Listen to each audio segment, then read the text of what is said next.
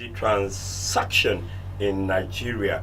And in continuation of the program this morning, dear listeners, I want to introduce you to a new resource person today who will enlighten us and educate us the more on the role of artisanal and small-scale miners in energy transaction and climate change mitigation in Nigeria.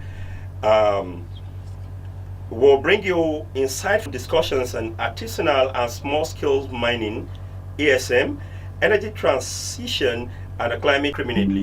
And our resources are going, and nothing is. And we just feel this should not continue. We are blessed in this country than to allow it to go for cheap just like that.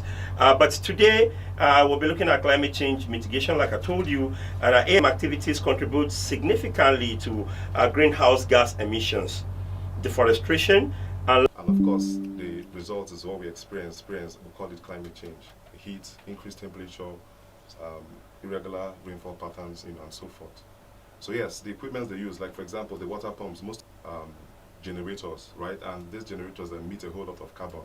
So it means the activities, as much as there's a lot of economy, and that snow mining is so much, there's cost deforestation, because most of the minerals actually come from land.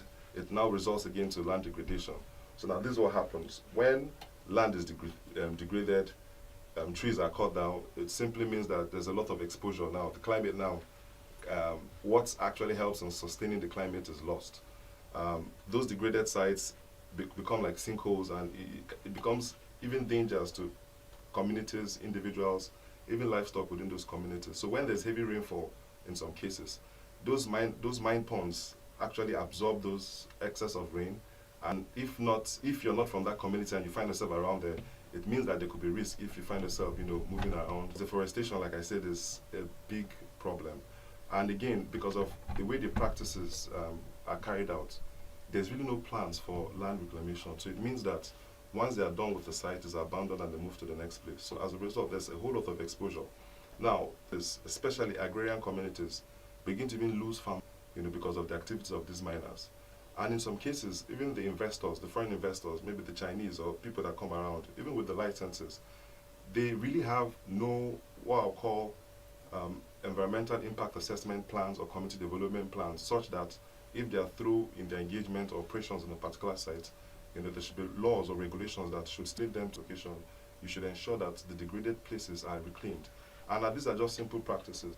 Some of the sand or whatever they dig up from those sites can be used in the reclamation processes, or in some cases they can even designate some of those mine ponds as landfills, whereby members of the host communities can, in this particular hole, will begin to dump waste there onto the gas field. And all those whole processes could help in ensuring the sustainability. So the whole essence is this, that they can strike a balance between mine operations and sustainable environmental management. But like I said, because of its artisanal, it is small scale, little or no awareness, no sensitization, host communities are actually left in danger. So when issues of climate comes, they are mostly affected. I'll just give a little example. I think a very popular one that we should all be very aware of, particularly in the Niger Delta, in Port Harcourt, to be very precise. You notice that when you go to, when you're in Port Harcourt, there's this black carbon they call soot. Now, it happens because of a lot of flaring, right? So it's the same activities. These activities happen, but they're not managed so that people within those communities get affected. So in those places, you realize, just imagine carbon just emitting in the air, and a lot of times children, old people get to take we take this in, and as a result, a lot of health risks. So sometimes you realize that people fall sick, different issues, and we can't really tell where these are coming from. But basically, most times it actually can be directed to the fact that we carry a lot of activities, especially in mining, and most of them is not regulated.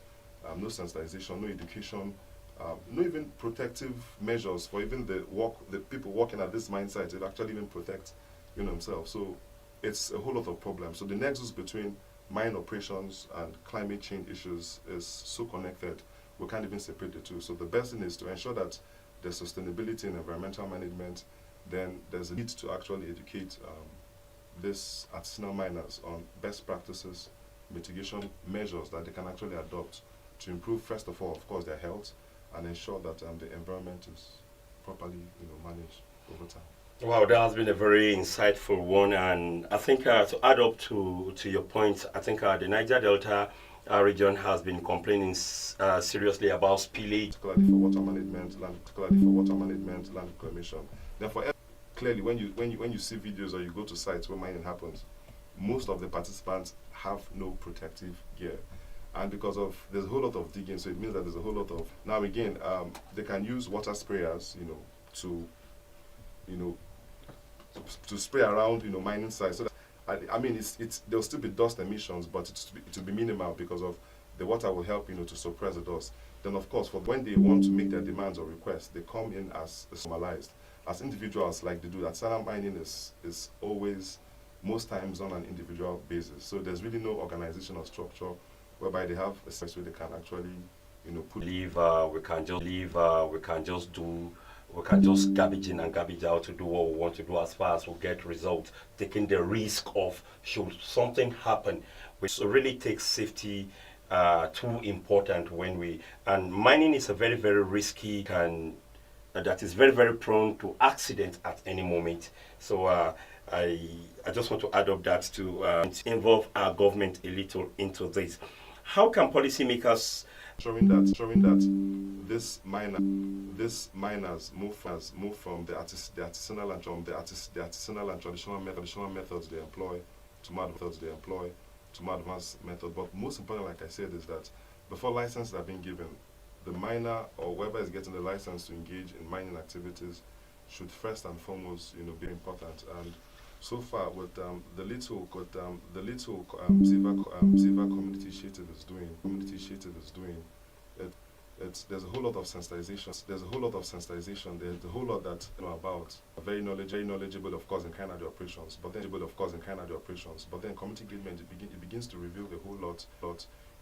The community tells you their challenges, especially when it comes to land degradation issues that these community members don't even know. When suddenly say that this investment comes to their communities and begin to carry out operations. So it's very important that there's a balance initiative trying to close that gap so that these communities begin to understand what they have and in a positive way begin to agitate between carrying out economic activities within their communities and also improved welfare for residents within those mines.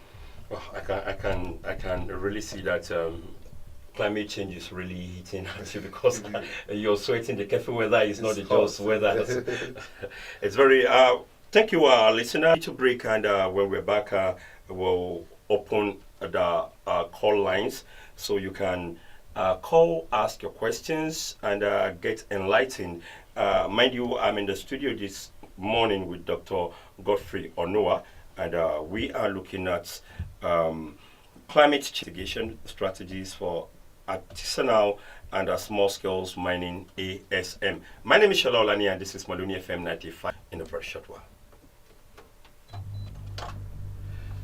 With me in the studio this morning is Dr. Godfrey Onoa extensively